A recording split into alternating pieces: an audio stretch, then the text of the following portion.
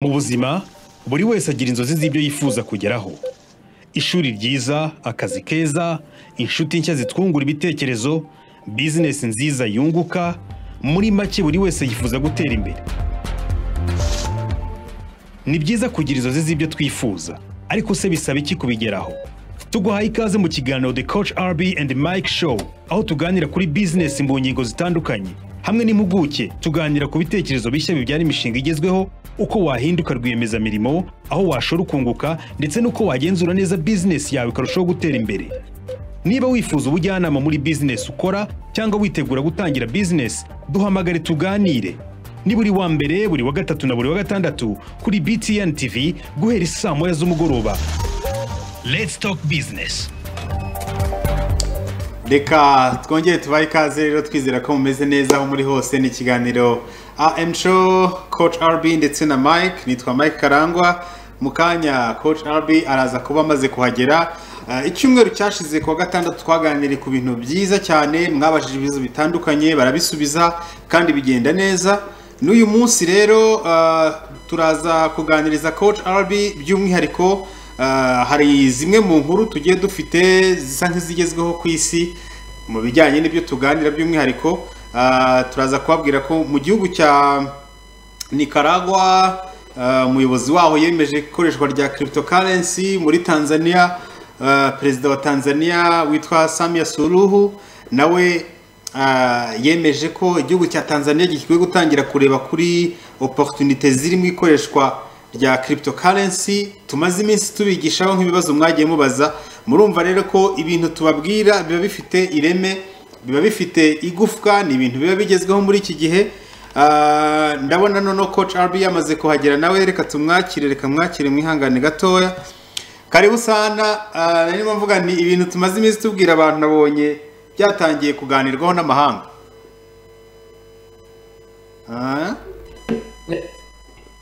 Uvuze? Sinzi ko bigeza kamera yawe ndayibuze, nari nkubonye none ngenda kubura. Okay, ntacyo ariko ngenda kureba neza.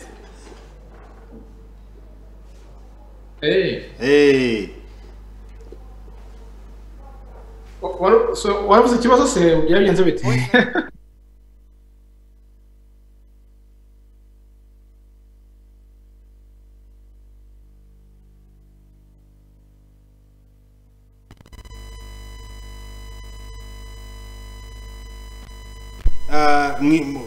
Mu cyo nakwita nk'amafaranga uburyo bw'imyishyuranire, bivuze ngo nawe ubushize wigeze kumbwira ibyo babitangaje nyuma y'igihe gito umbwiye amagambo mu kiganiro yashyize no kuri Twitter ndabyibuka, uvuga uti Afrika izatabarwa na cryptocurrency, ubukungu bwa Afrika buzatabarwa na cryptocurrency. Ntabwo turagura ariko tureba aho ibintu bijya. Sinzi niba barabivuze nk'umupfumu, sinzi niba barabivuze nk'umuntu ariko sinzi niba ufite ubumenyi mu by'ubupfumu cyangwa uburaguzi bw'umutwe, ariko ubivuze ubimbwiye hashize nk'ibyumweru nka 3 cyangwa ukwezi. Ejo nagiye kubona mbona Nicaragua, mbona Tanzania, Samia Suluhu perezida wa Tanzania yamaze gusaba umuyobozi wa banki nkuru ya Tanzania kwiga uburyo cryptocurrency yakwinjizwa mu bintu. Avuga ati abaturage bamaze gutangira kuyikoresha, badutanze kumenya ibyiza byayo, bati murebere hamwe uburyo mushobora kuyemeza igatangira kuba ikintu gikoreshwa muri Tanzania. Perezida wa Nicaragua nawe yatangiye kwemeza ibyo bintu, avuga ko rigomba gutangira gukoreshwa muri Nicaragua mu buryo bw'imyishyuranire. Rero ntekereza ko niho opportunities ziri, niho bisa nkaho isi kugana. Ni byiza ko abantu batangira kubyiga hakiri kare, ni byiza ko abantu batangira kumenya uburyo babyinvestisamo hakiri kare, ni byiza ko abantu bamenya amabanga n'imitego n'ibyiza birimo hakiri kare nk'uko usanzwe ubivuga.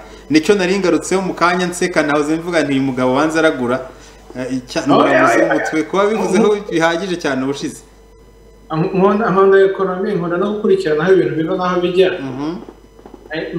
Kandi birabibona, niyo mpamvu narimo gukora study ndeba nvuga ni hehe Afrika yagerageza kurwana.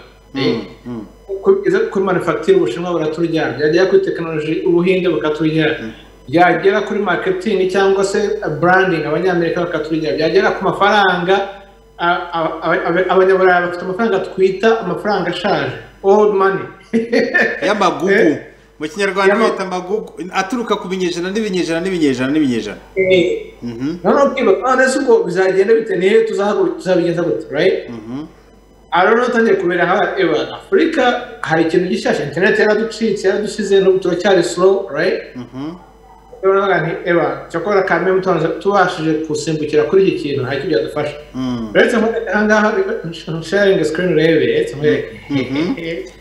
ni amakuru yatumye bitcoin izamuka byahatanye ntureba Tanzania wow na El Salvador nayo yarajemo so Tanzania considers crypto and boosts Bitcoin as nations line up behind El Salvador to embrace decentralized finance. Wow.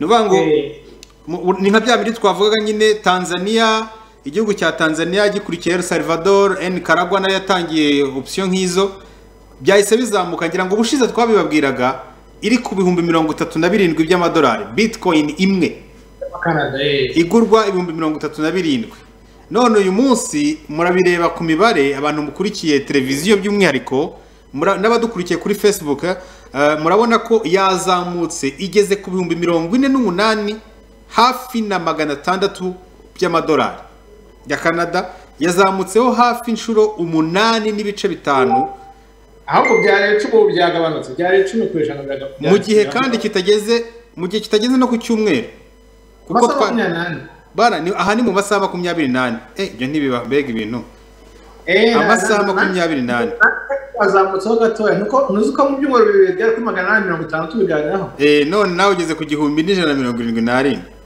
uyerekeramo amanuka azamuka yerekeramo bizikora tu no kwanga ubu ngubu dushobora kuzakanguka rimwe tukabona ugeze mu 20 aha ngaho ni iherezo n'ubundi bizageraho kandi bitageraho niho njye mbashaka kubwira abantu ufata amafaranga uvuga utanganya nyahombye ntabwo ubuzima buhagarara please ntushyiremo amafaranga y'ishuri ya mortgage agutunga ushyiremo aya extra niyo mpamvu bijya kuri 20 bijya kuri 0 ntabwo bindaza ijoro banyanga kuri icyo kintu ariko nk'ubu iyo nimo kureba hari n'ayandi ya BitCloud ariko nikwereke nk'ubu nayo imaze kuzamuka akabashyira BitCloud nyingingira abanyafurika mwananiye BitCloud ariko nanjye ndiho kuri BitCloud ahubwo sinzi niba reka turebe aho bigeze imaze kugera ku 112 aya n'ayanjye iyi ni stock market price yanjye nk'uko ngo ariko nashyizemo 650 y'Akanada none bimaze kuba ama USD hafi 1000 so bimuragenda bize bivuze ngo maze kunguka hafi 100 ngaho ubwo y'Akanada ni 500 wenda y'ama US so hafi 500 umaze kungukamo n'undi hafi 500 ariko nta kingiro kansa aricayemo hangaha iyi platform ni nka Twitter ikora nka Twitter sibyo kandi na Twitter nuko yo noneho hakunya Twitter wari ikora amafaranga iyo ukoze promo abaturage bakora amafaranga nk'uyu mugabo Darmesh right afite aba followers 2500 napanga ngo nkoreko ndi hanga wahatari ari hehe anyways niyo afoto y'ingoyi ikintu ya posting aha kigira ku bantu 1000 right hari n'abandi benshi banini aha ngaha reka turebe apana BitCloud par singi nini cyane abantu 600 sibyo ikasa posting cyakiriwe ku pirere bya hatari kandi noneho bakabona amafaranga nk'izo za diamond amafaranga ibi rero bikoze kuri Twitter nibona amafaranga wowe nta kintu ubona right niyo mpamvu rero decentralization no kugenda iyo mu platform atandukanye ku buryo mu gihe kiri imbere na Facebook byarananiye za Twitter zifite ibibazo ko platform nk'izi zirimo kugenda zivuka kubera ko usanga bene aya makampani manini ya za social media tuvuge Facebook uretse ko Facebook yatangiye kwishyura nubwo ari conditions zigoranye Twitter n'ibindi usanga amafaranga menshi ya advertisement ajya kuri bo kandi bakamamaza kuri ngewe nyiri account ya Facebook cyangwa Instagram cyangwa Twitter ninge bamamazaho ariko ntihagire n'igiceri bampa nta na komisiyo bashobora kumva no kuvuga rero kuri Facebook YouTube byanze mutwihangana akantu mutwikiye kuri Facebook please muramutse mukoze like mugakora na share byaba ari sawa cyane turabashimiye ndetse n'abadufasha ku buhanga bw'ibyuma mushobora gukora share iyi live post kugira ngo tubashe kurecinga abantu benshi mu kiganiro dukora. Yego rwose ibyo ni byiza. Ni byiza cyane. Ubwo mu kanya turaza gutanga telefone twe twavuze ko kugeza kuri uyu munsi turaba tugaruka cyane. Ni byiza ko tunaganira kuri success stories z'abantu bagiye bakurikira ikiganiro kikabahindura. Turaza kuba twumva ubuhamya bwa benshi muri mwebwe. Nimero ya telefone iri hano hasi. Ariko ibyaba byiza niba wumva ari iki kiganiro kimaze kukumarira muri iyi minsi, niba wumva ari cyo wakigiyemo, twandikira ubutumwa bugufi. Dukeneye kumva, nabyo bidutera imbaraga bigatuma dukomeza gutekereza cyane, tunabiseguraho cyane. Kuwa gatatu iki cyumweru twagomba kuba twaganiriye n'umuntu, ngira ngo wari uyu munsi ariko ntibyakunze. Ariko kuwa gatatu tuzaba turi kumwe n'umuntu muri NAEB ubwo batubajije ibyo by'ubuhinzi, ibicuruzwa bijyanwa hanze. Muzabe mukurikiye muri benshi. Iyi nimero mushobora no kutwandikiraho kuri WhatsApp, nayo mutubwire. Bituma twumva naho tuganisha, ni iki cyabubatse cyane mu byo dukora, ni iki cyagufashijemo, umaze kuva ugeze hehe, hanyuma ni iki wumva noneho twakongera gushyiramo imbaraga, ni bande wumva twatumira kugira ngo ubigireho birambuye, ni izihe topic mwumva twaganiraho ku buryo burambuye. Nk'ubu twari dutangiye ku bya cryptocurrency, twari tugiye no kuri social media. Social media ni uburyo mukwiye gutangira gukoresha nk'iyi. Ngira ngo mu minsi yashize twigeze kubwira abantu ikoreshwa rya LinkedIn. Ubu rero nabwo twababwira n'iyi ngiyi bita BitCloud, wari umaze kubereka. Ngira ngo niba utaranayijyaho mujyeho muyikoreshe, ufungureho account. Ntawamenya ibintu rega ni kuri abitangira. Aza kuba popular kukurusha kuri BitCloud. Nta handi hantu nkurusha. Ubanda ufite abantu nk'icumi ariko shyiraho turebe. Niyo nta handi hantu nkurusha usibye kuri BitCloud. Shyiraho turebe. BitCloud yanjye sinzi n'umubare w'abantu mfite rwose, ariko banze ari nk'icumi. Ariko niko bitangira. Ntunseke rwose, bitangira gake gake.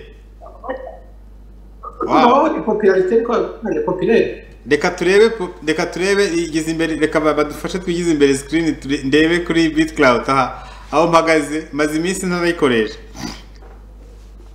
Aho batarimo kuza ni Karangwa, Mike Karangwa yabyanze. Batarimo kuza. Ko ndi mu followers singaho harira. Nakubonye umetsapa WhatsApp ya reka ngashyiraho like, reka naguhereza aho.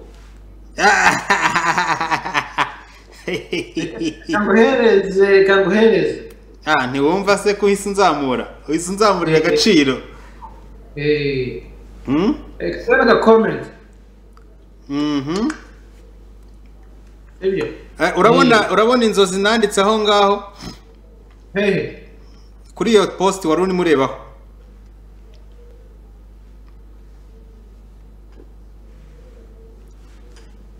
Iri murabisoma? Ahanga ibingibi hano?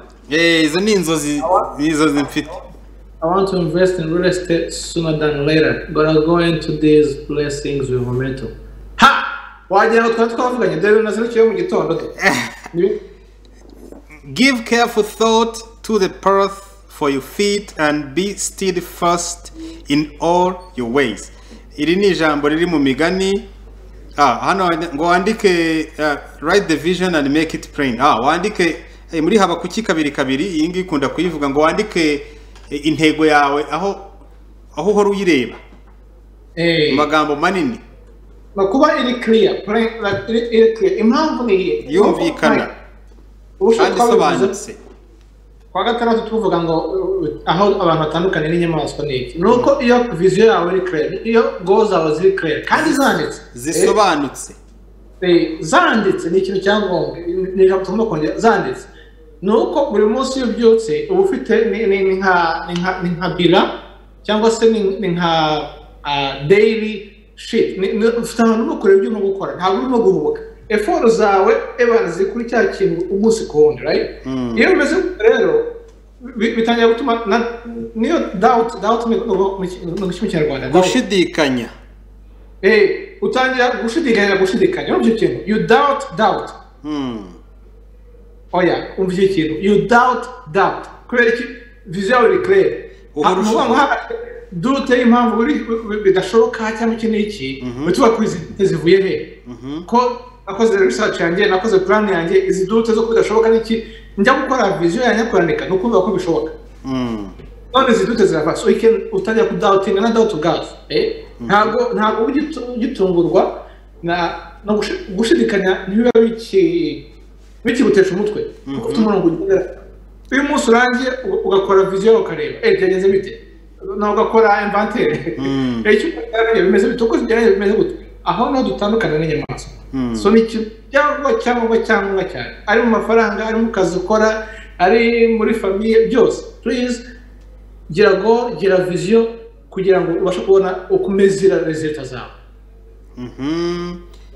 nashaka kugaruka aho kantu mbere yuko dukomeza rwose okay hanyuma ubu mu kanya turafungura n'umundi turaza gufungura telefone abantu cyane ko uyu munsi ari kuwa gatandatu n'uyu munsi twari twavuze ko tuharira cyane abantu bose badukurikira ngo nabo batuganirize ubwo hamwe na sinabona no kubanza kubaza nta yandi mahirwe umaze iminsi ureba ko wagiye utubwira amahirwe menshi abantu bashobora kubyaza umusaruro badukurikira aboneka cyane kuri internet nta ariko ntuherutse kutubwira ako kantu rwose ako kabanga ntuherutse ukatubwira sinzi impamvu twibire kamwe ubundi tubone kwakira amatelefoni y'abantu ndabona batangiye guhamagara ari benshi rwose kamwe yakanze ngashyiraho gasto tubabarire kuri YouTube ntabwo twakonetinze neza kubera ko hari ikibazo muri connection ariko ubutaha tuzatubifite so gasto merci na irako kamwe nashyiraho Mike giye emfa use naga gukomeza kuvuga ama business ideas ntazo dukora ntabwo twarakoze ngo niraza kutwereka tuvuga duti imana ishobora kujya tuvuga bifite akamaro ntabwo nibura kubijyanye na savings bijyanye na za mortgage bijyanye ariko savings abantu benshi bakubwiye ko batangiye gusavinga ibijyanye na finance barabikora kabisa cyane nibijyanye na mortgage barakubwiye ko batangiye kubikora cyane rero ahubwo mutubwire dukomeze kubaganiriza ku bijyanye n'uburyo amafaranga akoreshwa kurusha business ideas ko mbona hariho kuba abantu bashyira mu bikorwa cyane ariko business ideas nabyo biragenda biza iyi twabivuzeho kuri Instagram no twabivuzeho live yego iyi website yitwa Zeni Optical urabona mbere internet mfite naziguze bya Zeni tubitaranze sibyo nuko ngo ni Zeni Optical icuruza amarinete indorerwamo z'amaso mbere rero mu byo kugura izindi ko kubitabihari kandi mbona nacirikanyije najye muri quartier y'abashinwa aho cyo muri Chinatown yari 950 kuko nazigure rimwe na madamu tubona deal ndabyuka nazo yagiye mu 850 nangahe ntashobora kugibagira right hagataho uretse gatugiye guhamagara abantu muri technique baze bamfashe kugira ngo ndebe ndabona telefone ari ibintu bitari gusobanuka neza wakomeza none ukomeza kuva icyo gihe madame ejo yaguze rinete umwaka ushize yaziguza uragenda ukajya ku muganga muri quartier byoroshye bakagupima amaso bakakubwira amanete uzambara bakakubwira mesure zazo y'amanete uzambara gute bakakubwira uburwayi bwawe bakagupima kuri byo yamaze kubiguha rero uraza ukaploadinga amahangaha urumva ugahita ugura amarinete no kuvuga ngo ushobora kugura amapera 3 ku madolari 100 ukugura menshi niko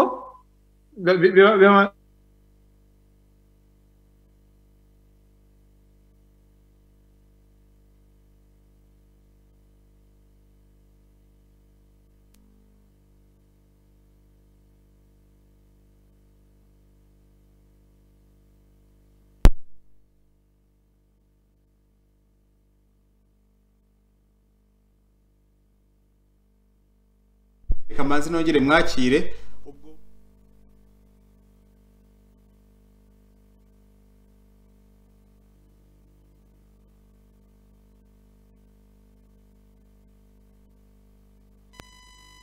bikarushaho gutera imbere.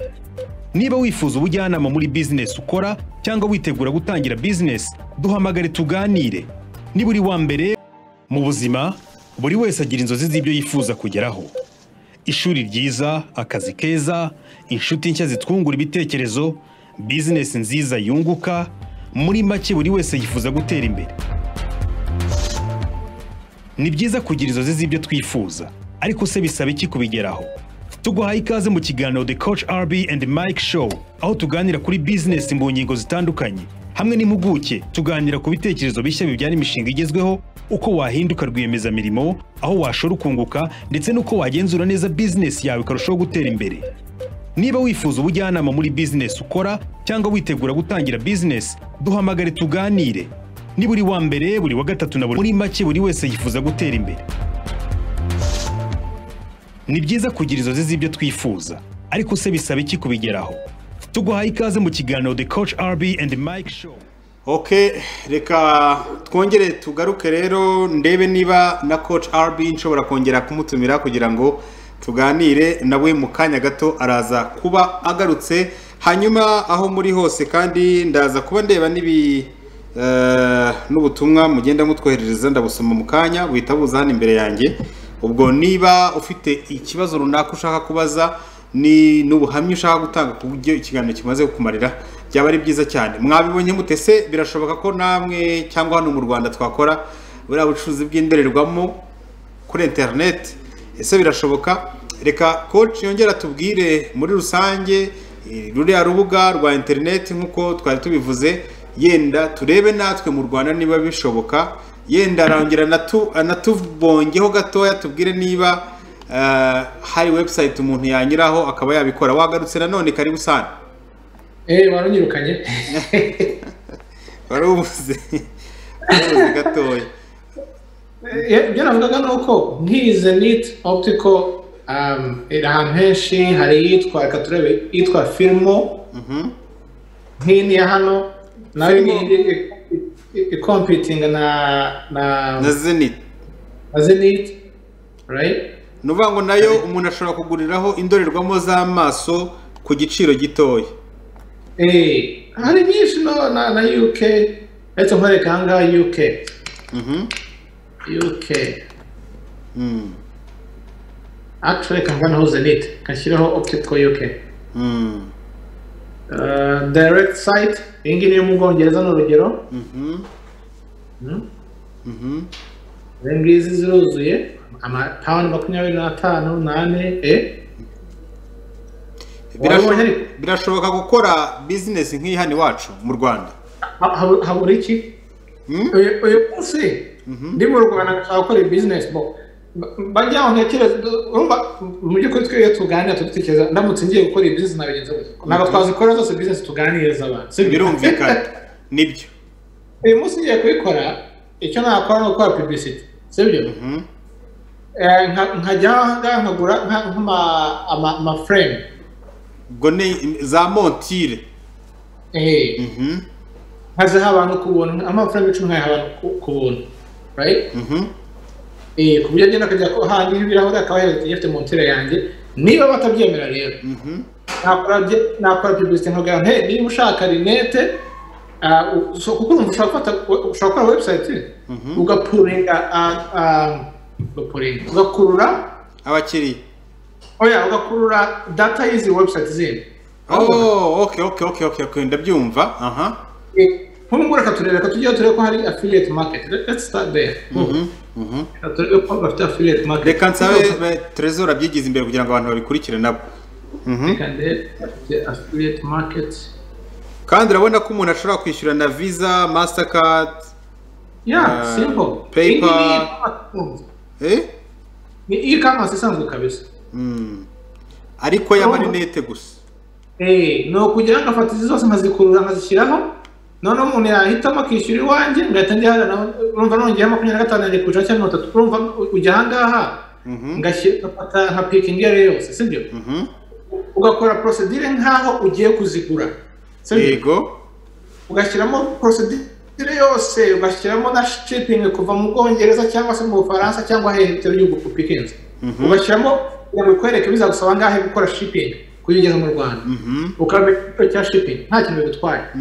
Ukamenya icyo cy'amarinete, ukamenya imisoro byose amara kumenya ugahita wongera 50% yawe cyangwa 50% yawe cyangwa 100% yawe niba ushaka rero kubera ko umuntu aje ku yawe aba agomba kuguha ongera uzamure hejuru gato tuharebe umuntu aba agomba kuguha inyandiko yo kwa muganga right kigiye kuko guha inyandiko yo kwa muganga uhita uploading mo hanganye n'uko bisaba so etape ya mbere ni ukujya kuri iyi website cyangwa iyi ari yose nk'iya ni nareniho cyangwa kujya kuri zindi urumva no kuvanga impamvu uri gutanga izo za UK no kugira ngo zibere abantu reference ntaho twakwigira dukwiye kwigira no kubigiraho kuko ziri hafi yanyu kurusha ahanga sibyo ari nyinshi wandikemo optical database none ukajyaho ugakora sambura nkaho ushaka kugura yakwerekana step by step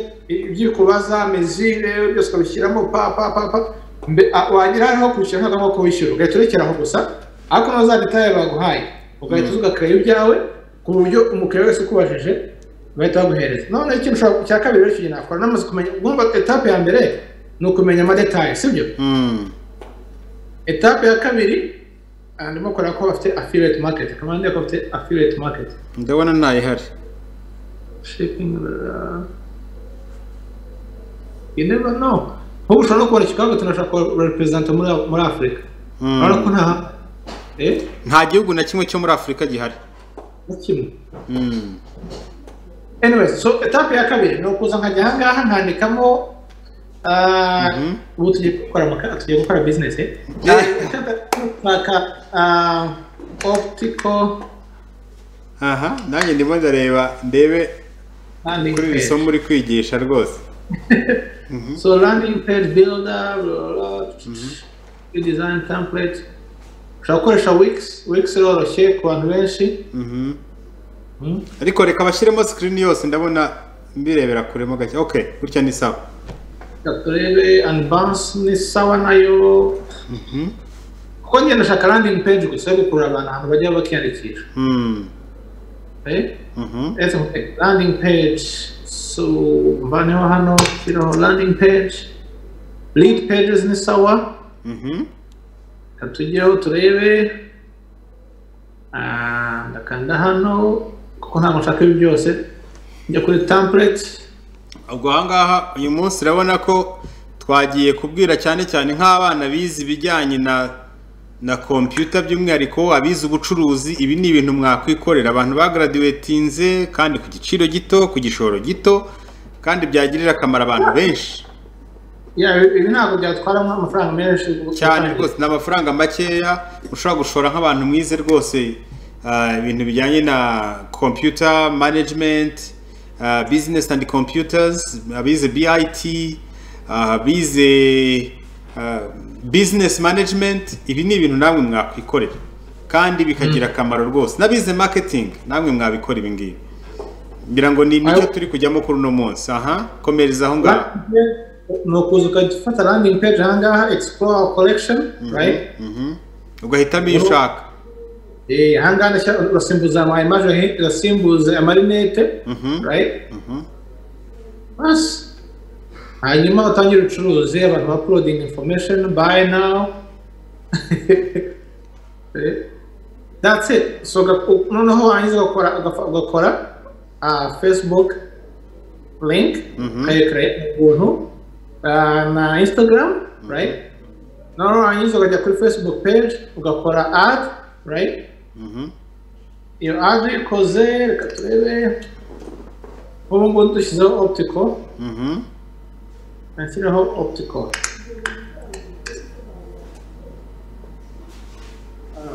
right away urabona ugahita ukora urabona ni sponsored ads ibyo ngibyo ni ibyo abantu bakoze bamamaza ni kwamamaza ugafata quartier iwacu yitwa u Rwanda n'u Burundi ukaba utingiye kurutagetinga amadolari 10 amadolari 5 watagetinga fasino sibyo cyane rwose ugahita tujya gute ugakora shop now kuko ushaka kubikora kuri Facebook right amadolari 15 washaka cyangwa 20 mu kwezi kumwe sibyo urabona ko ntanze itingarura kuri ya website rate kuzana kuri ya website direct y'abangaba ya iBuy.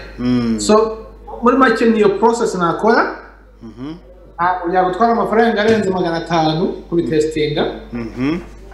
Warangiza then wabona abantu abakiriya 10 utuma ugashyiramo energy nyinshi. Ugashyiramo energy nyinshi ukawugira batatu mu minsi mike yawe ikibazo cyabaho nuko wahita ufungisha andi magaza ahari. Zasenye quartier hanga yuzuye magaze nk'ukuntu tubari mu Rwanda. Aha ni ko magaze y'amanete yarameze muri quartier ari menshi cyane. Magaze ubu zose zarafunze. Nta business ikiri kubera ibingibi bya online. Kuko mu Rwanda ushaka rinete ugomba gutega ukava iwawe ukagenda ugahiga mu mujyi hamwe cyane cyane muri aya shops y'abavandimwe baturuka mu Buhinde nibo benshi babifite. Ibaze rero mu Rwanda waje kubikora gutyo ukabikora no ku rwego navuga impamvu rinete zihenda urumva abafite magazi abayishyura abakozi umuriro amazi ama kontor ashyamo amarenze byose n'amatara kugira ngo bibe shining n'umuzamu n'iki byose iyo ugiye online ibyo byose tubivana usigarana icyitwa delivery gusa n'akamoto simple nta bintu hanyuma Shyaka Justin ndabona n'agafoto ke ari kuri computer rwose na karavate nziza. Shyaka Justin wambaye neza kuri kano gafoto. Ndimo nsoma ibyanditse kuri badge yawe ariko birananiye. Akaba atwandikiye agira ati mwazampaye namba za coach muzamfashe mu private number yo mugabo wambaye rinete pe. Abaya Mike nasubirambere masoro nimero nkazibaha tugapanga umunsi wo kuvugana n'isaha nticara nkabategereza ntibahamagare cyangwa bagahamagara batinze. Oya nibo nahamagara ahubwo bakama excuse. Ntaho nta excuse mfite twese dufite excuse ntabwo ushobora gufata umwanya w'umuntu ngo booking no yishimize na excuse oya ntabwo ari rwose. Okay muvandimwe ati always on point rwose buri gihe munzanira ibintu bishya nanjye sinjya bamenyera. Urakoze cyane. Urakoze cyane. Halo wewe. Amakuru yawe ninde tuvugana? Ishimwe Cedric urahagana? Cedric ndi mu Bugesera. Mu karere ka Bugesera mu buhe murenge? Murenge wa Musenyi. Okay. Iki kiganiro maze iminsi gikurikira ni kimaze kukwigisha iki ni ikihe kibazo ushaka kubaza uyu munsi? Ikibazo bashaka kubaza. Sinzi niba wenda nshobora kuba nibeshye ku murasobanurira. Ni ikibazo cyerekeranye na tombora ya DDoS. Ibingibi waza kubibaza mu kiganiro kiza gukurikiraho. Koko nicyo kiganiro cyabiseruka nicyo akora cyane ubwo waza kubaza benshi ikibazo mu kanya nta kibazo. Hanyuma imuvandimwe Esidras Nyabihu Esidras Nyabihu ati maze kubakurikira gatatu ariko rwose ntabwo yafatanyije ubutumwa ndabona bidasobanutse neza ariko maze kubakurikira gatatu ntabwo bisanzwe. Ubutumwa wongera ubwandike birafatanye cyane kubisoma byananiye. Hanyuma gusa biragaragara ko avuga ko ashobora kuba arimo avuga ko byamuryoheye hari ko azajya akomeza kubikurikira cyane nta kibazo. Halo amakuru yawe urimo uravugira kure cyane ariko urimo uratwumva? Uraryamye ariko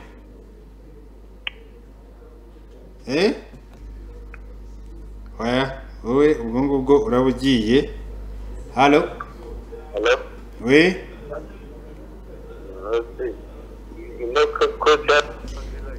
halo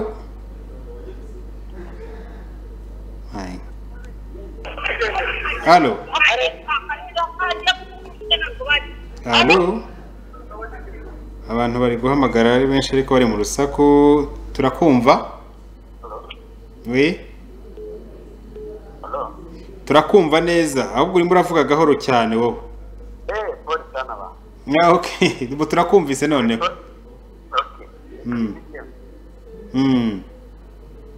ikiganiro cya Coach na Mike cyane rwose ni nturi kutureba ko turi kuganira se no kuri televiziyo wana sana papa Floriana witwa password uri Nyamirambo aha uranyanganira nta ikiganiro ntayisange neza ariko ndashaka kubaza ku kintu kuri online market ku bijyanye na online market aha washaka kubaza iki baza coach aragusubiza ntacyo coach nashaka kumubaza nasangiye yacu ariko byakujya byiraye impungenge kuri quality ya product zo online ubu nuvuga ngo ujya ugira impungenge kuri product umuntu ashobora kugura hanze aziguriye online ugasanga ya product wahisemo quality wahisemo cyane kuri quality yigeze kubikora naguze imyenda mbona ko design mbona kakozemo so byose ntabwo narangura andi umucuruzi yari test nanjye nzakora yari test ngo testing ubundi wiyambarire aha iyo gusanga karite natubize nuko nayiteganya uko byose materiel ikozemo byose usanga ntabwo ari byo usanga ntabwo ari byo design usanga ari ariko ugasanga karite yizewe okay aha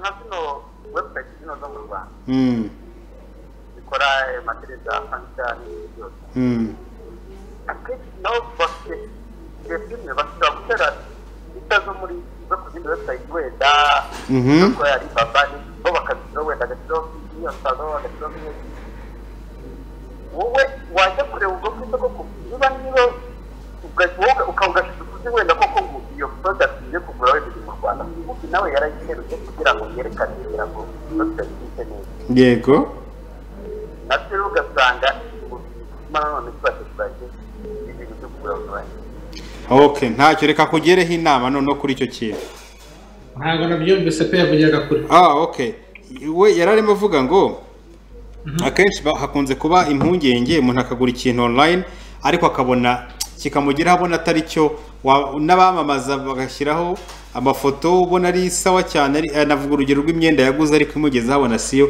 ati wabagiriye ihe nama ku bijyanye na quality hanyuma reka bikorane rimwe ko dusigaje iminota nk'itatu ko hari ikindi kiganiro kigiye kujyaho ine ngira ngo niyo dusigaje ahita ikindi kiganiro uyatinda shaka nimero ukoresha ibyo wambwiye gukora kuri Instagram byarananiye none wamfashije niba ni uwabashimiye ubushize mbabwira ko ndi ntago wabisoje Mike na Albi ndakunze ikiganiro cyanyu nari nshaka ko bikunze yansubiriramo uko ushobora gushyira product zawe cyangwa se replacement z'izo net kuri site iyi site ni site yo hanze twababwira ko mushatse namwe mwayigana ubwo gira inama uwo muntu ku bya online yera turakira undi muntu umwe cyangwa dusoreza aha ngaha ko hari ikindi kiganiro ngira ngo kigiye guhita kijyamo mu kanya nujya kugura online ujya ukora ibindi birakwereka ikintu uzajya ureba umanuka hasi hanyuma urebe kuri policy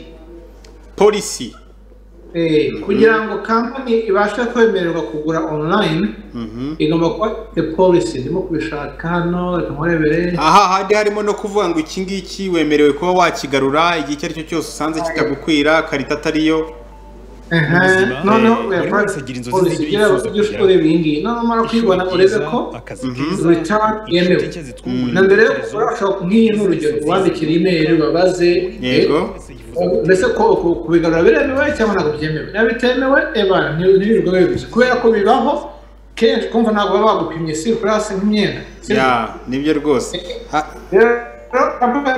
mu buzima buri wese agira inzozi z'ibyo yifuza kugeraho